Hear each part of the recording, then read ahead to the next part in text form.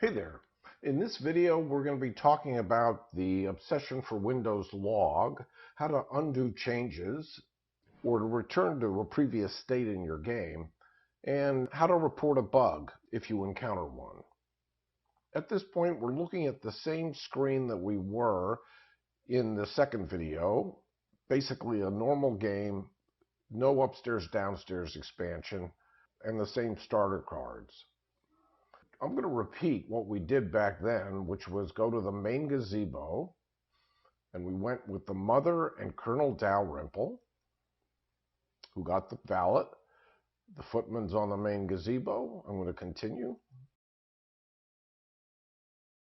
We gained 2 reputation thanks to Sir Walter. We got Alice, Dowager Countess Holt, added to our hand, and when we draw 2 casual guests, we have that same choice between Anne Harlow and Sarah Lewis, and we're going to choose Sarah Lewis. Then we're going to convert the 2 reputation we earned from Sir Walter Dalrymple into £100 and use the £400 to purchase the servants' quarters. We'll end our turn. The AI does the same thing. And now we're going to take a second turn, and we're going to go to the private study with the father and the son. The son gives us a choice of £100 or 1 reputation, and we're going to take the 1 reputation. So we got the 1 reputation from the son. We have £200 from the father, and with the £200, we're going to purchase the writing stables. And now we flip the private study. In our next turn, we'll get the valet and the footman back into available service. We're going to let the AI take 1 more turn. A 16 means the AI does not take it from the builder's market, and now we're celebrating the village fair, and we gain £300 and 2 more reputation. We were able to get that because we flipped the private study to its row side. But in doing so, we gave up 3 victory points because the front side of the private study is worth 3 points and the back side is worth 0. Now, you may have noticed, or maybe you didn't, but throughout those series of plays, the program was constantly saving our position. And in fact, when you're just sitting waiting to take your turn, you can manually save anytime you want. You could click Save right now or hit Control S, either one, and the state of the game is saved. I want to show you the log now because the log keeps track of everything that's going on behind the scenes and lets you see more detail with regard to all of the plays you make. So if I click on log, or you could alternatively hit G for the log. This backup options 82 is when the program saved immediately after celebrating the village fair. Backup options 83 is the manual save that I just performed. In fact, if I hit Control S right now and go back to the log, now we have a backup options 84. If we look backwards, we can see that the AI rolled a 16 but didn't remove anything from the builder's market. Up here we could see we hosted the village fair with a butler and invited Theodore, Earl of Ponsonby, and his son Edward, Viscount Dorchester. We chose 1 reputation for the son, earned £200 from the father, then increased the reputation for the son and paid £100 for the writing stables. And we could continue looking upwards and seeing everything that's happened since the start of the game. Let's say right now that you decided to go to the front parlor. So if I select the front parlor, the housekeeper goes there. We can invite Lady Sarah Lewis, who gives us £100 and doesn't require any sort of service. And we need another lady, and we can't invite Alice Dowager Holt because she's got a PR rating of 5, and we can't invite her to any activity until our reputation is at least at 5.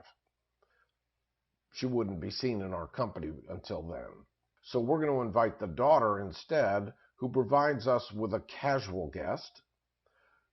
The admirer bonus of 2 reputation is only earned when we're also inviting a prestige male guest to the same activity as she. Clearly we're not, so we're not going to earn that 2 reputation from her.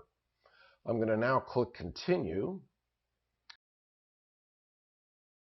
We crossed into reputation 2 territory. The guest we got was Colonel Stephen Clark. Not terrible. He cost us £100. In exchange, we gained 2 reputation, and fortunately, the victory points on the card are 0, so there's no victory point loss. However, he does require the services of a footman in order to attend an activity. We've got £500 now. Now that we're at reputation 2, we can attend an activity with a prestige rating of 2. That means we can choose the tennis court, which would cost us £300, or the smoking room, which would cost us £400. This gains us £300, which would come in handy to purchase the smoking room. There are 2 tennis courts here, so if we buy one, the smoking room won't get less expensive. Why don't we take the smoking room?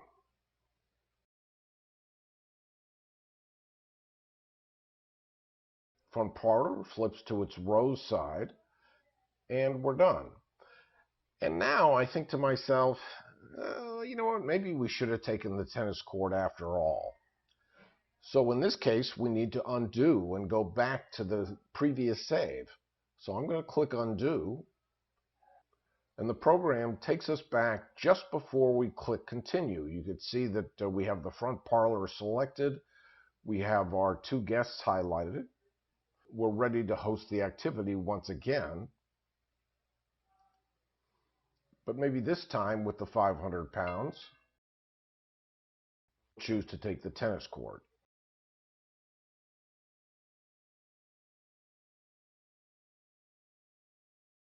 Perhaps we want to go back further in time. Let's take a look at our log. We just finished our turn for round 3, but perhaps we want to rethink the village fair in round 2. It's easy enough to go back. We just need to make note of the backup options entry just prior to the village fair, which was 79. In that case, instead of left-clicking undo this time to go back 1 step, I'm going to right-click to specify a point in time where we want to return. And the point in time we want to return to is number 79, the entry that we just saw in the log.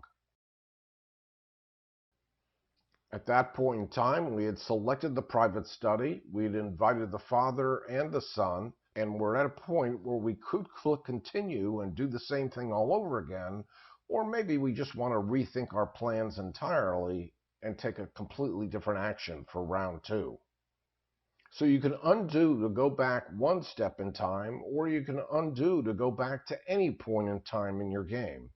In fact, if you want to, immediately after undoing, you could click redo to undo the undo and go back to where you were just before that. We're at the end of our turn in round 3, having just purchased the tennis court, which leads us to the issue of a bug report.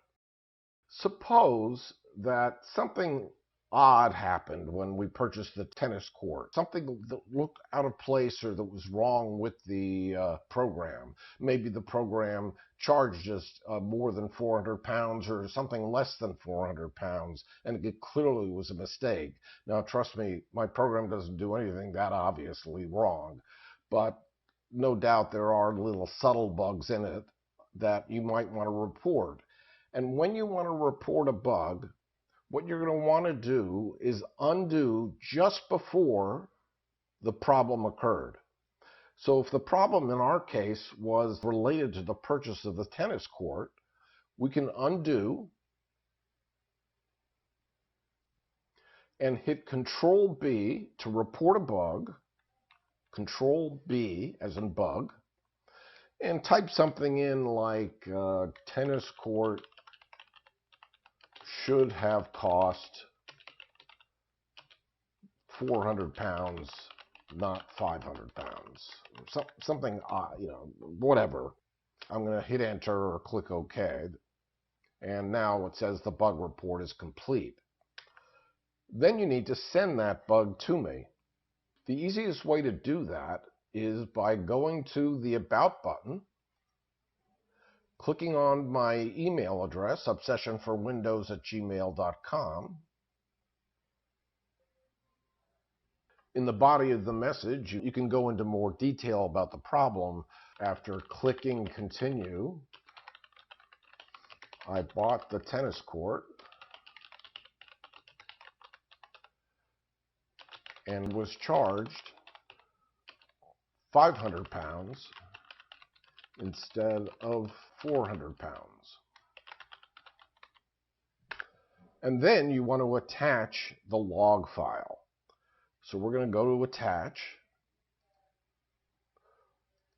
All of the data for Obsession for Windows is stored in the Documents folder in a folder called Obsession for Windows. So we're going to go to the Documents folder here. We're going to go to the Obsession for Windows folder, and we're going to attach the file that we just created, the bug report called Tennis Court Should Have Cost 400 pounds, not 500 pounds. That file's been attached. You would click Send. I'd get the report and would then be able to follow up on it. The key to filing a bug report is to undo just before the bug occurred so that you can describe the bug and I can reproduce it with the file that you've attached. And in the next video, we're going to be talking about how you set up for a new game of Obsession for Windows, something a little bit more elaborate than the base game we've been playing so far. Thanks for watching.